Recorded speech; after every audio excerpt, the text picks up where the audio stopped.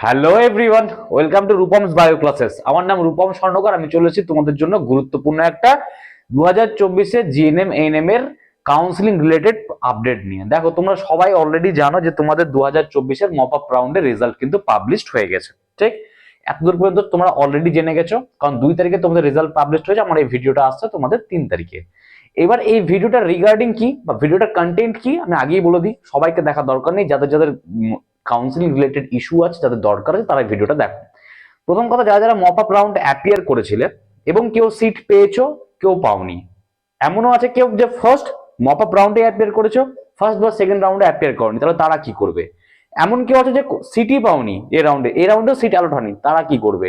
বা অনেকে এখনো ভাবছে স্পট কাউন্সিলিং এ কি করে হবে, বা এরপর স্পট কাউন্সিলিং এ কি ইস্যু বা রিলেটেড জিনিসগুলো, সেগুলো আমি ভিডিওতে আলোচনা করে দেবো। তো মানে মপ আপ রাউন্ডটাকে আমি এলাবোরেট করে দেবো। এরপরে যারা স্পট কাউন্সিলিং নিয়ে ভাবছো, সেই রাউন্ডটাকে আমি এলাবোরেট করে বলে দেবো এখানে।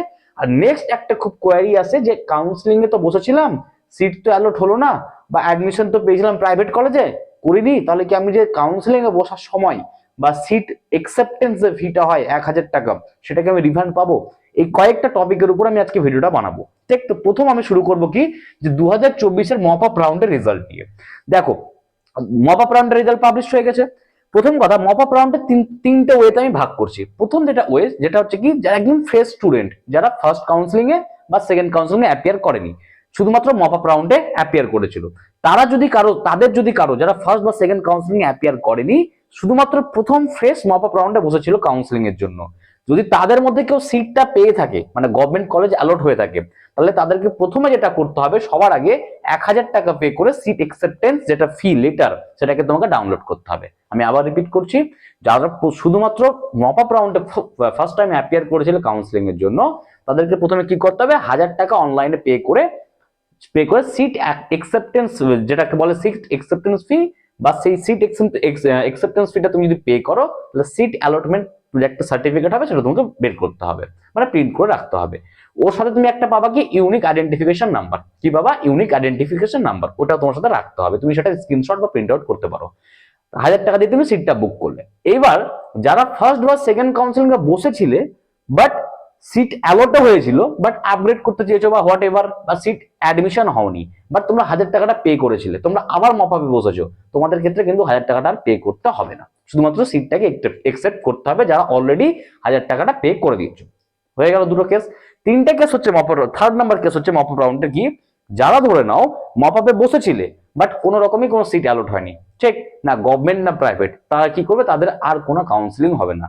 টিল নাও, এখন পর্যন্ত ওয়েস্ট বেঙ্গল গভর্নমেন্টের দিক থেকে, আবার বলছি গভর্নমেন্টের দিক থেকে, এটাই ছিল লাস্ট কাউন্সিলিং। ফার্স্ট কাউন্সিলিং হয়েছে, সেকেন্ড কাউন্সিলিং হয়েছে, আর ওরা ডিরেক্টলি মেনশন করেছে this is the last counselling of WBJEE board, মানে ওয়েস্ট বেঙ্গল বোর্ডের এটাই ছিল লাস্ট কাউন্সিলিং। তাহলে স্যার স্পট কাউন্সিলিং এর ব্যাপারটা কি? এবার আমি স্পট কাউন্সিলিং আসবো, মপ আপটা বোঝা গেছে, স্পটে চলে আসো এবার। যারা স্পট নিয়ে ভাবছো, প্রথম কথা, স্পট কাউন্সিলিং হবে কিনা সেটা ডিপেন্ড করবে কতটা সিট খালি আছে। যতটা আমার ধারণা, যতটা আমি বুঝতে পারছি, যে এএনএম এর জন্য কিন্তু স্পট কাউন্সিলিং হবে না, একদম মাথায় ঢুকিয়ে নাও। মানে এএনএম এর এটাই ছিল লাস্ট কাউন্সিলিং।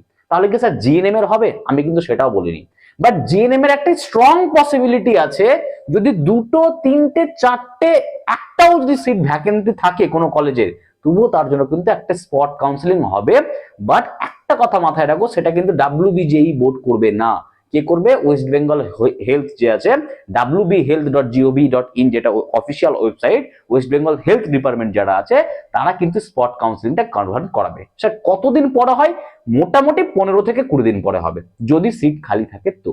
বাট আমি বারবার রিমাইন্ড করছি, যদি কেউ এএনএম করবা এক্সপেকটেশন নিয়ে এখনো বসে আছো এই স্পট কাউন্সিলিং এর জন্য, তাহলে আমার মনে হচ্ছে সে ভুল করছে। কারণ যা সিচুয়েশন, যা বাজারের অবস্থা, বা যা মার্কেটের অবস্থা, বা যা কাউন্সিলিং এর সিচুয়েশন, তাতে কিন্তু এএনএম এর স্পট কাউন্সিলিং হওয়ার চান্স কিন্তু খুবই কম, হবে না ডিরেক্টলি বলতে গেলে। জিএনএম এর হলেও হতে পারে। হলে হবে কোথায় স্যার?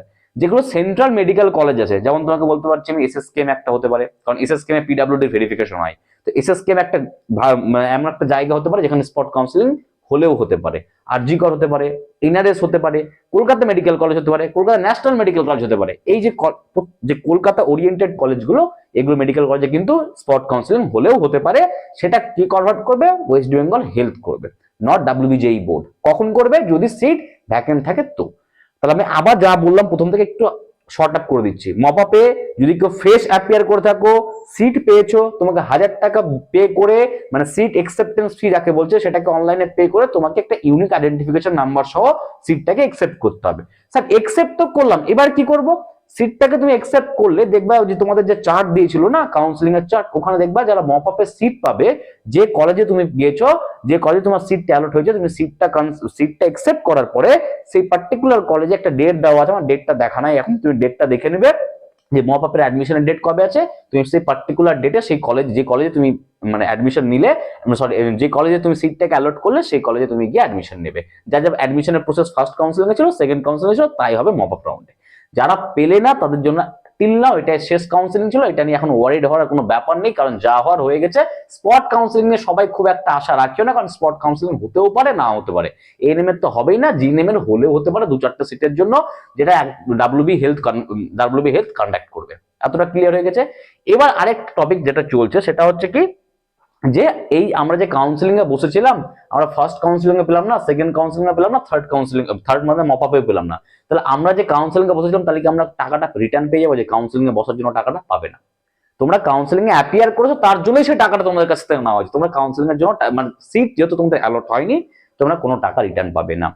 এবার যাদের কাউন্সিলিং এ বসেছিলে, কোন একটা রাউন্ডে সিট অ্যালট হয়েছিল, তোমরা সিটটাকে 1000 টাকা দিয়ে একসেপ্ট করেছিলে, বাট অ্যাডমিশন নাওনি, বা এখন মনে হচ্ছে আমি সেই পার্টিকুলার কলেজটাতে পড়বো না, কারণ অনেকে প্রাইভেট কলেজে অ্যাডমিশন নিয়ে আছে হয়তো বা, ঠিক, তারা ভাবছে আমি প্রাইভেট কলেজ এখন আর অ্যাফোর্ড করতে পারবো না, বা আমি পড়বো না, হোয়াট এভার রিজন, আমি এখন আর তাহলে কি করবো?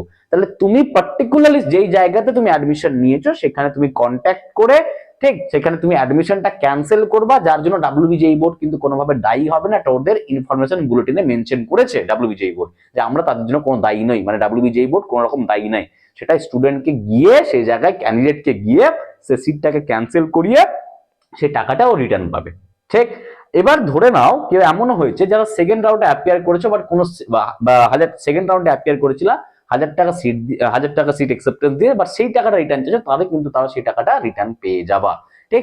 সেটা অনলাইন ব্যাংকিং হবে, তোমাকে কোনো যোগাযোগ করতে না, অটোমেটিক্যালি তুমি সেই টাকাটা রিফান্ড পেয়ে যাবা। তো হয়তো তোমাদের কাছে কোনো একটা নোটিশ দিবে, আর যে রিফান্ডের নোটিশ, রিলেটেড নোটিশ, সেটা কিন্তু তুমি ডাব্লিউবিজেই মানে ওয়েস্ট বেঙ্গল জয়েন্ট এন্ট্রান্স বোর্ডের তারই কিন্তু অফিসিয়াল ওয়েবসাইটে পেয়ে যাবা। রিফান্ডের সার্টিফিকেট, রিফান্ডের নোটিশ চলে আসবে, সেটা নিয়ে রিফান্ড নিয়ে ইস্যু নেই। সব থেকে বড় যেটা কথা হচ্ছে যে মপআপ যেটা হলো, ঠিক, সেটাতে মাথায় রাখো, যারা যারা চান্স পেয়েছো ফার্স্ট টাইম, যারা ফার্স্ট সেকেন্ড কাউন্সিলিং অ্যাপিয়ার করেনি, তারা ইমিডিয়েটলি, যদি তোমরা গভর্নমেন্টে পেয়ে থাকো, ওয়েল এন্ড গুড, তোমাদেরকে অনেক শুভেচ্ছা।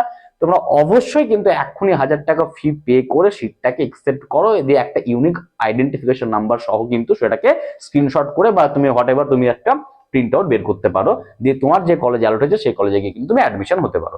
এই ছিল মপআপ রাউন্ডের স্পট কাউন্সিলিং এর ব্যাপার আর রিফান্ডের ব্যাপারটা। আরেকটু আমি জাস্ট অ্যাড অন করতে চাইছি এর মধ্যে, সেটা হচ্ছে এটা, যে যারা যারা এখনো বলছি মপআপ রাউন্ডে চান্স পাওনি, বা স্পট কাউন্সিলিং ও ভাবছো যে ট্রাই করবো, ওয়েল এন্ড গুড, ট্রাই করতে পারো, যদি হয় অবশ্যই ট্রাই করবা। 20 দিনের মাথায় হবে, যদি হয় 15 থেকে 20 দিনের মাথায় হবে, মানে মপআপ রেজাল্টের 15 থেকে 20 দিনের মাথায় হবে। সেটা ডাব্লিউবি হেলথ করবে, ডাব্লিউবিজেই বোর্ড করবে না, বারবার আমি রিপিট করছি, ঠিক। আচ্ছা, তো যদি স্পট কাউন্সিলিং এর একটা সম্ভাবনা আছে, যদি কেউ ভেবে থাকো, আমার মনে হয় ভাবাটা ভুল, বাট যদি কেউ ভেবে থাকো যে স্পট কাউন্সিলিং এ এখন আমার একটা প্রবাবিলিটি আছে যে আমি চান্স পেতে পারি, ঠিক আছে, কোনো সমস্যা নাই। বাট তোমাদের প্রিপারেশন যদি আপনার মনে হয় যে না আমি খুব বর্ডার লাইনের কাছে গেছিলাম বাট হলো না, তাহলে আমি কি আবার রিব্যাক করব? অবশ্যই রিব্যাক করা উচিত, যদি তোমার মধ্যে সেই প্যাশনটা থাকে যে না আমি নার্সিংটাই করবো। কারণ আদার্স এর সিচুয়েশন তুমি জানো, আদার্স ফিল্ডের, নট অনলি আদার্স ফিল্ডের সিচুয়েশন, একটা মানে medical not kind of job যে তুমি একটা জবের জন্য শুধুমাত্র করো, তোমাকে এখানে প্যাশনেট থাকতে হবে। কারণ নার্সিং দের লাইফস্টাইল খুব একটা ভালো হয় না, প্রচুর হেকটিক হয়, ইন দ্য সেন্স মানে প্রচুর চাপের বিষয়। তো সেই জিনিসগুলো তোমরা দেখে নেবা, প্রত্যেকে মধ্যবিত্ত ফ্যামিলির জিনিসগুলো কিন্তু একটু মাথায় রেখে ডিসিশন নিবা। আর যদি প্রিপারেশন করতে হয় তাহলে কিন্তু প্রিপারেশন এখন থেকে শুরু করতে হবে, আর আর টাইম নেই। মপআপ পর্যন্ত দেখে নিয়েছো, যা হওয়ার হয়ে গেছে। স্পট কাউন্সিলিং যদিও হয় 2-1জনই চান্স পাবে, খুব কম হয় না, 2-4টা সিটের জন্য হলে হতে পারে, এএনএম এর জন্য তো হবেই না, জিএনএম এর জন্য হবে। তো এই ছিল এই ভিডিও রিগার্ডিং যা তোমাদেরকে বলার, সেটা ছিল এই ভিডিওতে। অনেকে অনেক ভিডিও বানিয়ে বলেছে, অনেক অথেন্টিক কথাগুলো বলেছে স্পট কাউন্সিলিং এ, সেটা ঠিক বলেছে। অনেক অনেক চ্যানেলে আমার যে সিনিয়র দাদারা ইউটিউব করে তারাও অনেক কথা বলেছে, বাট ভালো বলেছে, ঠিক, কোনো সমস্যা নেই ওদের কথার মধ্যে। বাট তোমরা এটা মেন্টালি প্রিপেয়ার থাকো যে স্পট কাউন্সিলিং খুব একটা বেনিফিট হবে না। তো যাই হোক, তোমাদের কাউন্সিলিং প্রসেস, তোমাদের এক্সাম, তোমাদের রেজাল্ট সবকিছু কমপ্লিট হলো। যারা যারা সিট পেয়েছো ঠিক, তাদেরকে ওয়েল এন্ড গুড, তাদেরকে কংগ্রাচুলেশন। যারা আমার কাছ থেকেও পড়েছো অফলাইনে, অনলাইনে, এবং যারা অন্যান্য জায়গায় পড়েছো, প্রত্যেকে স্টুডেন্ট, প্রত্যেকে কংগ্রাচুলেশন আমার দিক থেকে, যে তোমরা অনেক আগে যাও বা অনেক বড় হও। আর যারা পাওনি, সবার প্রথম কথা হচ্ছে এটা, যারা চান্স পাওনি, হার্ড ওয়ার্ক করেছো, পড়াশোনায় কোথায় খামতি ছিল, পরিশ্রমে খামতি ছিল, বা কোনো একটা কারণে হয়নি, ঠিক, সবসময় লাখো সাদ, মানে একটা লাখেরও ব্যাপার থাকে, যদি না হয় জিনিসগুলো, ডিমোটিভেট হওয়ার কোনো ব্যাপার নেই। তোমাদের সাথে আজও আছি, পরেও থাকবো। এবছর যেমন প্রিপারেশন করিয়েছি, আমার এই চ্যানেলেই ফ্রি অফ কস্টে টোটাল কোর্স করাবো তোমাদেরকে, যার ভিডিও অলরেডি 2-1টা আপলোড হয়ে গেছে 2025-এর জন্য। আর নেক্সট মানে এই ভিডিওটাই আমার লাস্ট ভিডিও থাকবে, এরপর আমি সবগুলো এডুকেশন মানে ক্লাসেস ভিডিও আপলোড করবো, যদি তোমাদের এক্সট্রা কোনো ইনফরমেশন না জানার থাকে বা আপডেট না থাকে তো। ঠিক, তো বাকিগুলো সম্পূর্ণ ক্লাসের ভিডিও চলবে, তোমরা ফ্রি অফ কস্টে পড়াশোনা করতে পারবে। আমি তোমাদেরকে ক্রেভিং করছি না যে আমার চ্যানেলে স্টিক হও, আমি তোমাদেরকে এটা বলার চেষ্টা করছি যে যদি স্টাডি করতে হয় তাহলে চ্যানেলে থাকো। কথা বুঝতে পেরেছো? তো চলো বাই, ওয়েল এন্ড গুড। যদি ভিডিওটা ভালো লাগে লাইক এন্ড সাবস্ক্রাইব করবা। আর হ্যাঁ, থ্যাংকস ফর ওয়াচিং, কারণ তোমাদের জন্য এতটা মানে কি হয় না, মোটিভেট হয়ে তোমাদের জন্য ভিডিওটা বানাতে হয়। তো যাই হোক, থ্যাংকস ফর ওয়াচিং, বাই।